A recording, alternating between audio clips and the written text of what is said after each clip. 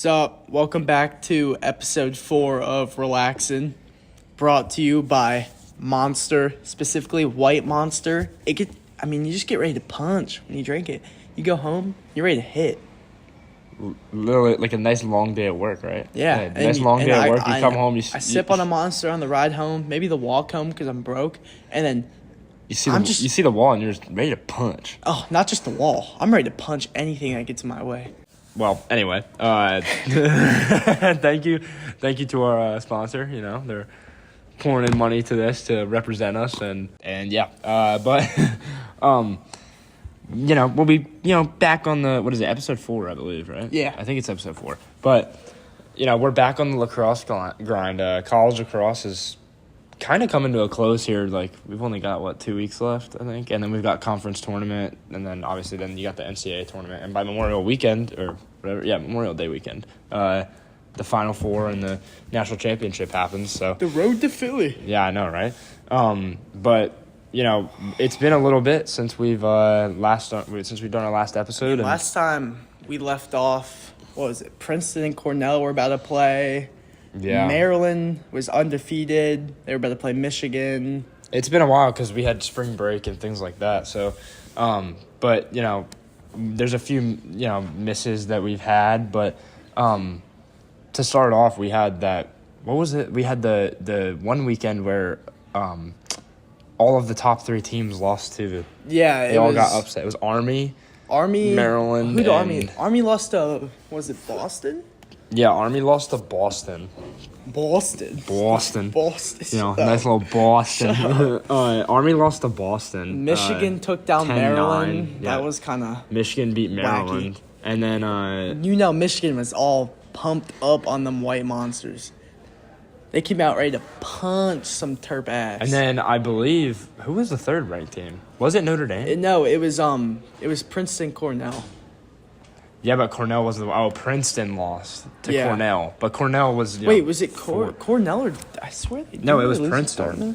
It was Princeton because Cornell is right now ranked number 1. So yeah, they're ranked at number 1. They're 10-1. They've got not even arguably. It's like you can't even say it's arguably. They have hands down the best lacrosse player in college lacrosse. It's got to be a Tewaaraton winner this year. C.J. Kirst, 54 goals and 20 assists with 74 points total. That's pretty good for only 11 games. He already passed how many points he had last year, and he's only played 11 games. He's only like got 6 goals off the record too. Yeah. He needs 6 more goals to break the NCAA Division I record, and he just broke his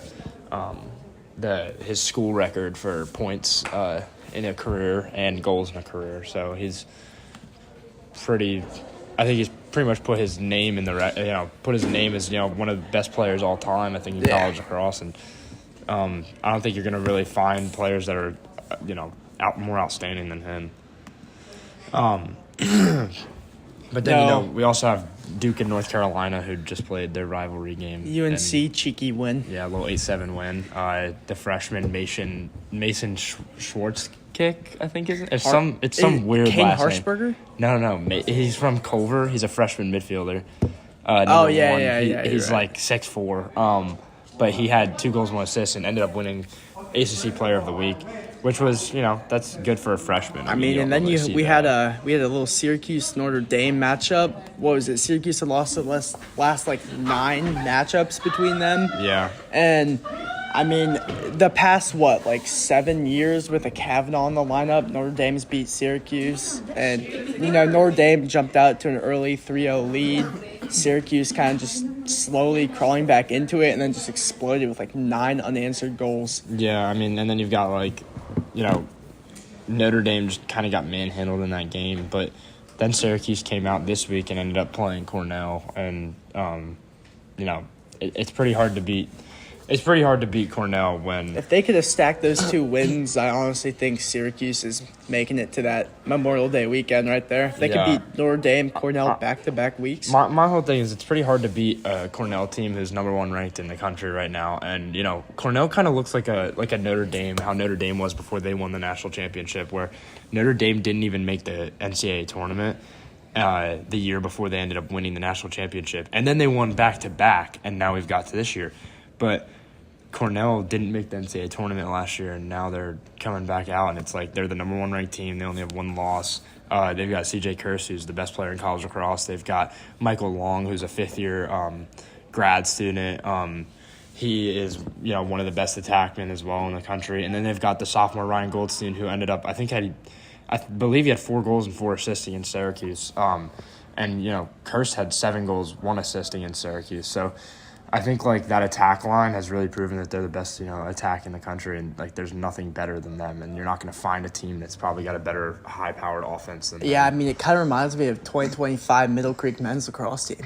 I know. Offensive depth. Yeah, and then we got America's team, Fairfield. Last year it was NJIT. This year, sorry, Jade McKenzie, they got to start sipping some more White Monster, coming out punching. But Fairfield got their first loss to Stony Brook. And, kind of shocking. It was a 1-goal game, so heartbreaking loss. Yeah, they were 10-0.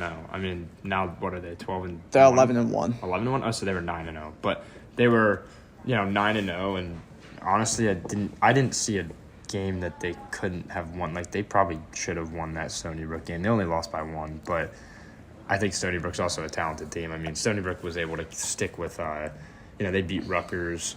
I believe they beat Dartmouth it was, and they also stuck with UNC, who's one of the top-ranked teams in the country. No, so. Brown, not Dartmouth. Oh, was it? And then I think their last real test before, the tournament is Towson. Yeah, they've got that coming up this weekend. Yeah, they play Towson this weekend. And if they can take that down, they have a pretty easy matchup against Monmouth the following week.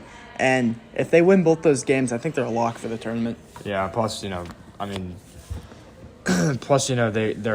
just have to win their conference to get the automatic bid, and I think either way, if they win or lose the conference, I think if they only can afford 1 more loss, but I think even if they lose conference, they might end up finding a way to sneak into the tournament, because I don't think Denver's going to make it if they don't win conference. I don't think Georgetown's going to make it if they don't win conference. I think Sacred Heart's going to win conference, so they'll get the automatic, but Rutgers might. I mean, they're 6 and 7. They've played a hard schedule, but I don't think they make it if they don't win conference. I think that St. Joe's will make it because I think they'll win conference, but I don't think Michigan will make it. They got a couple good, RPI based wins, but I mean they're 7-5. It's just another one of those things where if they win conference, they'll make it. And Ohio State just got trounced by Maryland. I mean, it was 13-8, and Maryland is one of those top teams in the country. But Ohio State was 11-1 going into that game, and then they just lost to a Maryland team.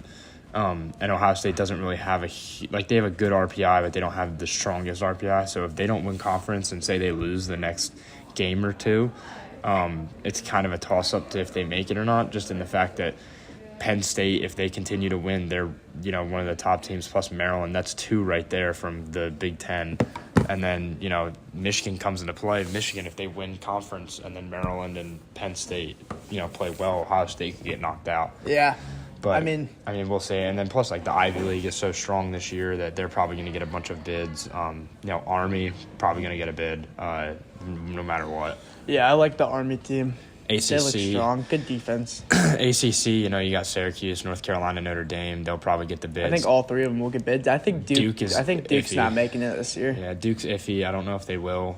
They just need to really get a guy who can just like a speed demon. They lost Brendan O'Neill. They kind of lost that dodging edge they had. Yeah, and they don't have a person that can just do that. They don't have that scorer that they don't have that scorer that can just score on his own. They're kind of, and they've had multiple in the past couple of years, so it's kind of it's like a shock to the body. Yeah, I'm not going to be surprised if Cornell wins everything and then ends up making it to Memorial what Day was it, weekend. 2021 or 2022? I want a Maryland Cornell rematch. That could happen. The only thing that I will say is I think it depends how they play, I guess. If Maryland and Cornell win out, then it would happen in the national championship because they would be on opposite sides of the bracket, but they'd be probably the 1 and 2 or the 1 and 3. But I just don't really see a team beating Cornell, and I think Maryland has a good shot. On an on day, Maryland is the best team in the country.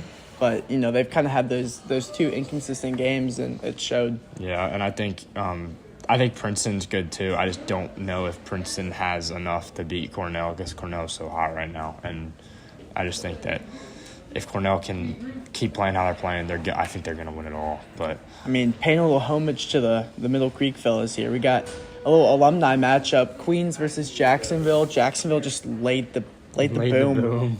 Five big booms. They all had a gallon of White Monster before that game, and they came out and they punched the heck out of Queens. I mean, shout out Brent Harrison, D-mid demon. Yeah. But just an all-around athlete. And then this weekend we got another little Mill Creek alumni matchup, UMBC with Landon Greenberg. JIT. That dude is always off a White Monster. He's always ready to punch. He's always cooked. Just a chiller. And then Jaden McKenzie, NJIT. He popped out to the game last night, got a little pregame interview, so to speak.